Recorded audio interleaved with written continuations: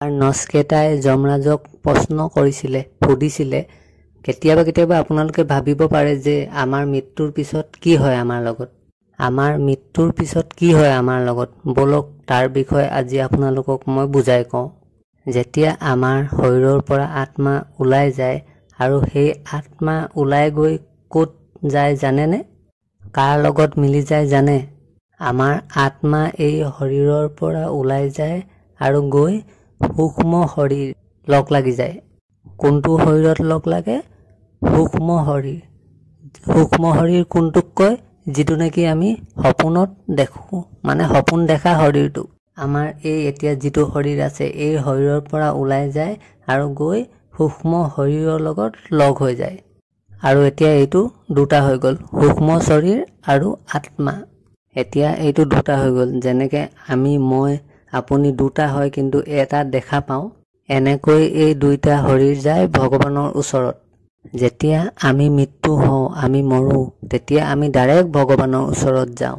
ভগৱানে আমাক তাত পানী খাবলৈ দিয়ে আৰু ভালকৈ বহাই ধুনীয়া সিংহাসনত চকীত ভালদৰে বহায় আৰু বহুত প্ৰেম ভাৱেৰে সোধে, 25 বছৰ 50 বছৰ 100 বছৰৰ যাত্ৰা কেনেকুৱা আছিল? আপুনি কয়, ভালকৈ আছিলোঁ, বৰ ধুনীয়া যাত্ৰা আছিলে। নিজৰ হাতেদি ভগৱানে আপোনাক পানী খাবলৈ দিয়ে, বহায় আৰু তাৰ পিছত ভগৱানে আপোনাক দেখুৱাই, যেনেকৈ আমাৰ ঘৰত ডাঙৰ ডাঙৰ টিভি থাকে ন, তাতো এটা ভগৱানৰ ওচৰত টিভি লাগি আছে আৰু দেখুৱাই, তাত আমাক বহাই লৈ টিভিটোত দেখুৱায়।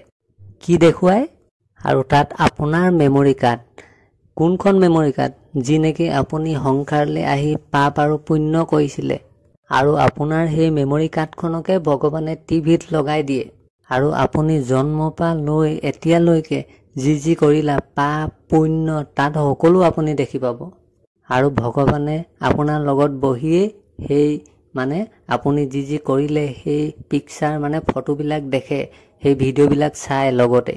যেতিয়া আপুনি বেয়া কাম এটা কৰা দেখে টিভিত, তেতিয়া ভগৱানে কয়, চা তই কিমান ডাঙৰ মিছা কথা কৈছ, কিমান ডাঙৰ পাপ কৰিছ, কিমান কাৰোবাৰ গলা দবাইছ, তোক ডিঙি চেপা দিছ, তোক এইবোৰ কৰিবৰ কাৰণে পঠাইছিলোঁ নেকি পৃথিৱীলৈ? চা তই কাৰোবাক থাপৰ মাৰিছ, তোক এই কাৰণে পঠিয়াইছিলোঁ, কাৰোবাক ঠগৰামি কৰিছ, ঠগিছ, এই কাৰণে তোক পঠিয়াইছিলোঁ সংসাৰলৈ। পুৰা দেখা পায়, তাত ক্লিয়াৰ দেখা পায়, ভগৱানে বুজায়। আৰু তাৰ পিছত মানে কাষৰত যমৰাজে কাগজ কলম লৈ গোটেই হিচাপ কৰি থাকে। তেতিয়া ভগৱানে সোধে যে ইয়াৰ পাপ আৰু পুণ্য কিমান হ'ল? তেতিয়া যমৰাজে গোটেই হিচাপ নিকাচ কৰি কয় যে ইয়াৰ 5 কেজি পাপ আৰু 100 গ্ৰাম পুণ্য। 5 কেজি পাপ আৰু 100 গ্ৰাম পুণ্য। আৰু তেতিয়া ভগৱানে কয় যে প্ৰথমতে পাপৰ ফল ভুগিবানে নে পুণ্যৰ ফল ভুগিবা? কাৰণ ভুগিবতো লাগিবই। আৰু আপুনি মই কি ক'ম, নিজেইতো কৰিছিলোঁ, সেইবিলাকেতো তাত দেখা পাওঁ ন। গোটেই মনত পৰি যায় আমাৰ জীৱ আত্মাৰ, এইখিনিয়ে যে আমি কৰিছিলোঁগৈ সংসাৰত গৈ। যেতিয়াই আপুনি ভগৱানৰ ওচৰত কয় যে প্ৰভু প্ৰথমতে মোক পাপৰ ফল ভুগিবলৈ দিয়া, আৰু তেতিয়া ভগৱানে কয় যে প্ৰথমতে পাপৰ ফল ভুগিবলৈ বিচাৰিছে, যেতিয়াই পাপৰ নাম আহি যায়, পাপৰ ফল ভুগিবলৈ নাম আহি যায়, তেতিয়াই এই মৃত্যু লোকত মানে এই পৃথিৱীলৈ আকৌ নলা নৰ্দমাৰ পোক হৈ পিনি আমি জন্ম লওঁ।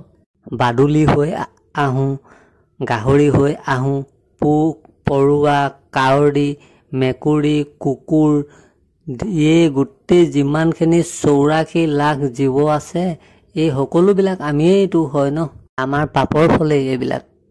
আপুনি যদি পাপ কৰিছে, নলাৰ পোক হ'বলৈ পাবই, আৰু সেয়াই হ'ব আপোনাৰ পাপৰ প্ৰায়শ্চিত। আৰু গোটেই পাপ ভুগি 5 কেজি পাপ আছিলে নহয়, গোটেই পাপ যেতিয়া ভুগি শেষ হ'ব মানে আমিয়েইতো জন্ম ল'ব লাগিব, মৰিব লাগিব, কিমান বাৰ লেট্ৰিনৰ পোক বনিব লাগিব, কিমান বাৰ নলা নৰ্দমাৰ পোক পৰুৱা বনিব লাগিব, কিমান বাৰ কি যে বনিব লাগিব। পুনৰপি জনৰম পুনৰপি মৰণম পুনৰপি জননী যথয়ে শয়নম। মৃত্যু হোৱা, জন্ম লোৱা, মৰা, আকৌ জন্ম লোৱা, মৃত্যু হোৱা, জন্ম লোৱা, এইটো চলিয়ে থাকিব এইবিলাক। যেতিয়া গোটেই 5 কেজি পাপ শেষ হৈ যাব আৰু পুণ্য কিমান বাচি আছিলে? 100 গ্ৰাম বাচি আছিলে। আকৌ ভগৱানৰ ওচৰত যাওঁ, তেতিয়া ভগৱানক কওঁগৈ, প্ৰভু এতিয়া আমাৰ কি আদেশ আছে? তেতিয়া ভগৱানে কয় যে 100 গ্ৰাম পুণ্য বাচি আছে, যা তেতিয়া আকৌ যোৱা তুমি এতিয়া বহুত ধুনীয়াকৈ ভগৱানে আপোনালোকক অসমত পঠিয়াই দিলে। যোৱা 100 গ্ৰাম পুণ্য লৈ গোটেই অসমত এতিয়া আপোনালোকে যিমান আছে আমি আপুনি চবেই 100 গ্ৰামেই পুণ্য লৈ এই পৃথিৱীত এই অসমত আছোহি। দাইল ভাত সময়মতে খাবলৈ পাইছোঁ, সময়মতে থাকিবলৈ ঘৰ পাইছোঁ, পিন্ধিবলৈ কাপোৰ পাইছোঁ, খাবলৈ ভাল ভাল পাইছোঁ খাবলৈ। তো আমাৰ 100 গ্ৰাম পুণ্যৰ ফলতেই এয়া পাইছোঁ। সেইকাৰণে ভাল ভাল খাবলৈ পাইছোঁ, পনীৰো খাবলৈ পাইছোঁ, ভাল ভাল খানা খাবলৈ পাইছোঁ, ভালকৈ পিন্ধিবলৈ পাইছোঁ, ভালকৈ খাবলৈ পাইছোঁ, কিমান ভালকৈ আছোঁ। আপোনাৰ পুণ্য আছিলে কাৰণে আপোনাৰ মানুহৰ শৰীৰ পালোঁ, মানুহৰ শৰীৰ আমাক দিলে। আপোনাৰ পুণ্য আছিলে কাৰণে আপোনাৰ পিন্ধিবলৈ কাপোৰ পাইছে, আপোনাৰ পুণ্য আছিলে কাৰণে খাবলৈ ভাল ভাল পাইছে, আপোনাৰ পুণ্য আছিলে কাৰণে থাকিবলৈ ঘৰ পাইছে। অসমত বহুত এনেকুৱা মানুহ আছে যাৰ নেকি খাবলৈ ৰুটি নাপায়, পিন্ধিবলৈ কাপোৰ নাপায় আৰু থাকিবলৈ ঘৰ নাপায়, ফুটফাটত শুই থাকে। আপোনালোকৰ 100 গ্ৰাম পুণ্য আছিলে কাৰণে ইমান ভালকৈ থাকিবলৈ পাইছে, খাবলৈ পাইছে। তেওঁলোকৰতো 10 গ্ৰাম পুণ্য আছিলে, সেইকাৰণে ফুটফাটত থাকিবলৈ ভাগ্য হৈছে। কাৰোবাৰ 100 গ্ৰাম পুণ্য আছিলে বাবেই আপোনাৰ মোৰ নিচিনা দেখা পায়।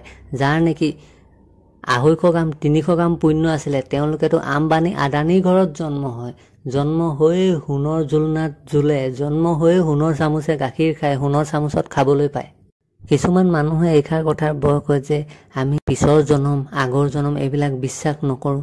আৰে বিশ্বাস কৰিলে কৰিবা, নকৰিলে নাই। কৰিলে কি যাব, নকৰিলে কি আহিব। চুলেমে যাও তুম লোক। এইটো কথা চিৰ সত্য। তাৰ মই আপোনালোকক প্ৰমাণ দিছোঁ, ৰ'ব কেনেকৈ ইয়াৰ ফল আমি ভুগিবলৈ পাওঁ। যদি আপুনি কয় যে মই পাপ আৰু পুণ্য এইবিলাক মই বিশ্বাস নকৰোঁ, ঠিক আছে, 2 মিনিটৰ কাৰণে মই আপোনাৰ ফলীয়া হৈ দিছোঁ। কিন্তু এইটো কওক যে একেদিনাই 2টা ল'ৰা জন্ম হয়, একেটা দিনতে একেটা সময়তে 2টা ল'ৰা জন্ম হয়। এটা ল'ৰা বহুত ডাঙৰ ধনী মানুহৰ ঘৰত জন্ম হয়, সোণৰ আপোনাৰ জোলনাতে জ্বলিবলৈ পায়, সোণৰ চামুচতে খাবলৈ পায়। আৰু দ্বিতীয়টো ফুটফাটত জন্ম হয়, তাৰ নেকি জন্ম হৈ সি ভালকৈ জোলনাখনো আপোনাৰ কাপোৰৰ ফটাকানিত জ্বলিবলৈ পায়। এয়াই ভাগ্য তাৰ। এতিয়া আপুনিয়ে কওক, একেটা সময়তে 2টা ল'ৰা জন্ম হয়, এই ল'ৰাটোৱে জন্ম হৈ কি পাপ কৰিছিলে যে জন্ম হৈ সি ফুটফাটত থাকিবলগীয়া হৈছে? আৰু দ্বিতীয়টো ল'ৰাই কি পুণ্য কৰিছিলে সি যে ইমান ধনী ঘৰত জন্ম হ'ল? আপোনালোকে কওক। এতিয়া এটা সময়তে 2টা ল'ৰা জন্ম হয় এটা ধনী মানুহৰ ঘৰত, সি জন্ম হৈয়ে ধনী হৈ যায়, ৰাজকুমাৰ হৈ যায়। আৰু এটা দুখীয়া ঘৰত জন্ম হয়, আৰু সি দুখীয়া ঘৰত জন্ম হোৱাৰ কাৰণে সিয়া ভাগ্য বেয়া, সি মানুহটো বদনচিব, মানে তাৰ কপাল বেয়া। আৰু ইয়াৰ জোলনাখনো লোহাৰো, মানে ভাগ্যত নাছিলে। এতিয়া আপোনালোকে কওক এইটো কি হয়? এয়া আগৰ জনমৰ তোমাৰ পুণ্য আছিলে। যদি 100 গ্ৰাম পুণ্য আছিলে ভাল জীৱন পাবা। পুণ্য যদি কম আছিলে তো কমেই পাবা। আৰু এই মাৰ্কেটত সকলো প্ৰকাৰৰে বস্তু পায়। আপোনাৰ দাম কওক, আপোনাৰ কিমান দাম, আপুনি কিমান দামী ল'ব? আপোনাৰ দাম কিমান? 5,000তো টিভি পায়, 25,000তো টিভি পায়, 50,000তো টিভি পায়, আৰু লাখ টকাতো টিভি পায়। আপোনাৰ বাজেটটো কওক না। ভক্তসকল, আপোনালোকক এই জনমত ইয়াত যিবোৰ বস্তু পাইছে, যাকেই পাইছে, যিয়ে পাইছে, এয়া আগৰ জনমৰ পুণ্যৰ ফলত পাইছে। এইকাৰণে কওঁ যে পুণ্য কৰি যোৱা, পুণ্য কৰি যোৱা। শাস্ত্ৰই আমাক কয় যে এটা কথা আছে আমাৰ ভাৰতত, বাঢ়ে পুত পিতাকে ধৰ্মা। এবাৰ আপোনালোকেও কওক, বাঢ়ে পুত পিতাকে ধৰ্মা। ইয়াৰ অৰ্থ কি আপোনালোকে জানে? ইয়াৰ অৰ্থ এইটোৱে যে বাঢ়ে পুত মানে সন্তানে যিমান উন্নতি কৰে, যিমান ছাকচেছ হয়, যিমান সফল হয়, দেউতাকৰ ধৰ্মৰ কাৰণে হয়। যদি মাক দেউতাক ধৰ্ম মানি চলে, ধৰ্মপৰায়ণ হয়, তেওঁলোকৰ আশীৰ্বাদৰ ফলত সন্তানে নিজেই উন্নতি, ছাকচেছ, সফল হৈ যায়। তেতিয়াহ'লে এতিয়া আপোনালোকে যিমানে মানে সফল হৈছে, ছাকচেছ হৈছে, উন্নতি কৰিছে, আপোনালোকৰ মা দেউতাকৰে আশীৰ্বাদ আছে। আৰু যদি আপোনালোকে এতিয়া ভাল পুণ্য কৰে, ভাল কাম কৰে, তেতিয়া আপোনালোকৰ সন্তানেও তেনেকুৱাই ভাল কাম কৰিব, তেনেকুৱাই পুণ্য কৰিব। এইকাৰণে আপুনি কৰা পুণ্য আৰু আপুনি কৰা পাপেই আপুনিয়ে ভুগিব লাগিব।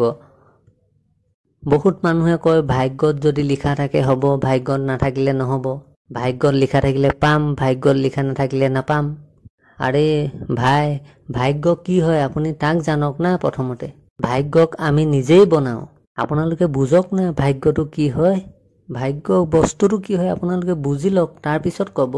শুনক, যেতিয়া আমি দলিলত কিবা এখন লিখিবলৈ যাওঁ কম্পিউটাৰত, কোৰ্টত যেতিয়া যাওঁ, তেতিয়া আপুনি ক'ব লাগিব ন যে ছাৰ এইটো লিখক, এইখিনি মাটি আমুক সন্তানৰ নামত। তেওঁ লিখি যাব। তেতিয়া আপুনি যিটো কৈ যায় তেওঁ সেইটোহে লিখিব। এনেকুৱাতো নহয় ন, তেওঁ নিজৰ ইচ্ছামতে লিখি যাব, নিজে মনত যিটো আহে সেইটো লিখিব। যিটো আপুনি ক'ব সেইটোহে লিখিব।